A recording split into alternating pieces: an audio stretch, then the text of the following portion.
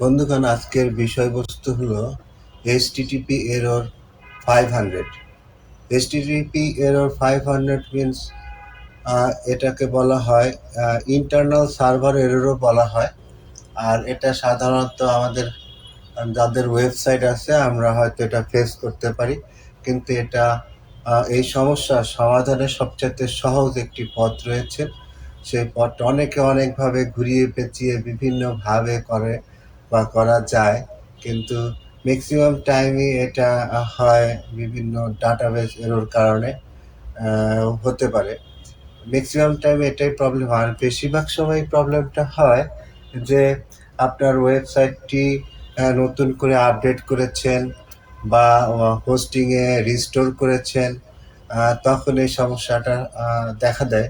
যাই হোক, আমার একটা ওয়েবসাইটটা দেখুন যে আমি এই মুহূর্তে রিফ্রেশ করলে আমার ওয়েবসাইটটা আসছে না।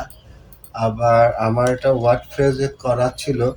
এখন আমি দেখেন wp-admin আমার সেই অ্যাডমিন প্যানেলেও আমি লগ ইন করতে পারছি না। হ্যাঁ, এটা আমরা খুব সহজেই একটা সমাধান করব। অল্প কিছু ক্লিকে এই সমস্যার সমাধান হয়ে যাবে।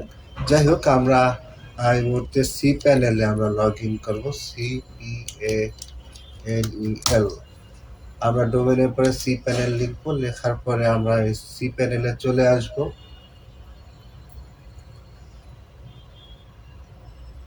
একটু অপেক্ষা করতে হবে কারণ লগ ইন হচ্ছে সি প্যানেলে।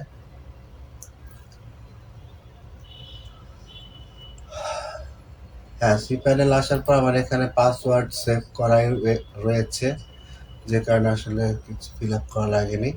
আমি জাস্ট লগ ইন করছি।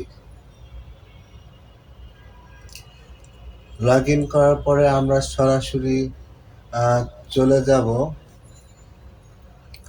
সফটওয়্যার সেকশনে। এখানে দেখেন সফটওয়্যার সেকশন। এটা বিভিন্ন প্যানেল বা বিভিন্ন থিমে বিভিন্ন রকম হতে পারে।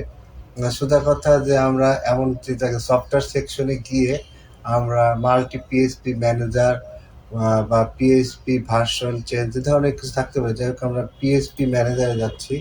এখানে আসলে ডাটাবেজের পিএইচপিটা নির্ধারণ করা হয়। এই ওয়েবসাইটটা দেখুন কি হয়েছে। এখানে আসার পরে আমরা দেখতে পাচ্ছি যে এখানে পিএইচপি ভার্সন আর কি 8.0 হয়ে আছে, কিন্তু আসলে এই ওয়েবসাইটটা অনেক পুরনো ছিল, যেটা রিস্টোর করার পরে এই অবস্থা হয়েছে এবং আপডেটের পরে আসলে আরও সমস্যা হয়েছে। যে কারণে এখন আমরা যেটা করব, আমরা ভারত অফ বাংলাদেশ ওয়েবসাইটটি আমরা কপি করে নিচ্ছি। একটা নতুন একটা ট্যাব। হ্যাঁ, একই সমস্যা রয়েছে। এখন যেটা করব, আমরা ভার্সনটা চেঞ্জ করব। আমরা আসলে ভার্সন চেঞ্জ করে দেখতে হবে যে কোন ভার্সনটা সুইটেবল এই ওয়েবসাইটটির জন্য বা ছিল। সেই অনুযায়ী আমরা আর কি খুঁজে বের করতে হবে। দেখুন এখন কিছুটা চেঞ্জ হয়েছে, তার মানে আরও ওল্ডেস্ট ভার্সন মানে পুরানো ভার্সনের দিকে আমার যেতে হবে। আমি 5.5 দিয়ে দেখি পুরানো ভার্সনটা। এখানে টিক দিতে হবে, অ্যাপ্লাই করলাম। এখন দেখুন এখানে 5.5 হয়েছে ভার্সনটি। আর আমরা আবার রিফ্রেশ করে দেখব যে হয় কিনা।